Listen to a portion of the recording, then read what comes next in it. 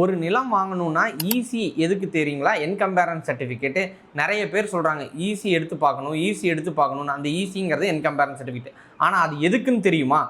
முதல் பாயிண்ட் சொல்கிறேன். ஆனால் அதுக்கு முன்னாடி இந்த சேனலை சப்ஸ்கிரைப் பண்ணிக்கோங்க. இந்த இன்ஃபர்மேஷன் உங்களுக்கு லைஃப் லாங் யூஸ்ஃபுல்லாக இருக்கும். ஃபஸ்ட்டு ஈசி அப்படிங்கிறது ஒரு 30 வருஷத்துக்கு உண்டான ஒரு ட்ராக் ரிப்போர்ட் எடுக்கிறது தான் ஈசி. அந்த ஈசி எடுத்து பார்த்தா என்னென்ன தெரிஞ்சிடும் அப்போ அப்படின்னா, இதில் ஏதாவது இந்த நிலத்தில் லீகல் கம்ப்ளைண்ட்ஸ் இருக்குதா, இந்த நிலத்தில் வேறு ஏதாவது கடன் வாங்கி வச்சுருக்கிறாங்களா, அதுக்கப்புறம் லிட்டிகேஷன் ஏதாவது இருக்குதா இந்த இதில் அப்படின்னு, இந்த நிலத்தில் லிட்டிகேஷன் ஏதாவது இருக்கா அப்படிங்கிறத பார்க்குறதுக்காகவும் நம்ம இந்த ஈசி அப்படிங்கிறத எடுத்து பார்க்குறோம்.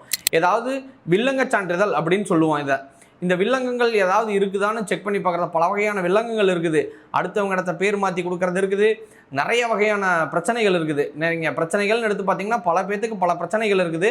நீங்கள் தயவு செஞ்சு கோர்ட்டு பக்கம் போய் லேண்ட் கிராப்பிங் கேஸ்ன்னு எடுத்து பார்த்தீங்கன்னா பல வகையான லேண்ட் கிராப்பிங் கேஸ் இருக்குது.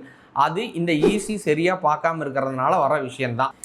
ஈசி அப்படிங்கிறத பொதுவாக நம்ம என்ன சொல்கிறோம் அப்படின்னா, நில பாதுகாப்பு சான்றிதழ் அப்படின்னு சொல்கிறோம்.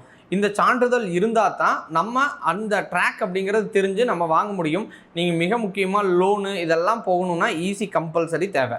நீங்கள் ஒரு இடத்த ஈசி இல்லாமல் வாங்கிட்டேன் அப்படின்னா பின்னாடி நீங்கள் அதை வச்சு பேங்க் லோன் கண்டிப்பாக போக முடியாது. சரி, பேங்க் லோன் போக முடியாது அப்படிங்கிறது இல்லாமல் ஏதாவது பிரச்சனை இருந்துச்சு அப்படின்னா நாளைக்கு வக்கீல் நோட்டீஸ் கூட வரலாம்.